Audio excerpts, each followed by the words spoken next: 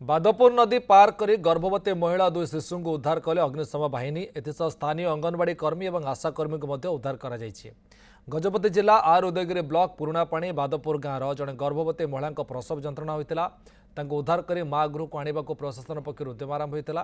तेज घोड़ाहाड़ नदी में पानी बढ़िबार गर्भवती महिला को नहीं आसीपार अंगनवाड़ी कर्मी और आशाकर्मी खबर पाई आर उदयगिरी बीडीओ लोरीमान खारसेल और सीडीपीओ ललिता पूजारी स्थानीय अग्निशम बाहिनी सह बादपुर नदी में पहुंची जिला अग्निशम अधिकारी धीरेन्द्र दास नेतृत्व में आर उदयगिरी अग्निशम कर्मचारी बीडीओ उपस्थित में बोट सहायता नदी पार होते उद्धार पर गर्भवती महिला को माँ गृह को अणाई बीडीओ सूचना देते।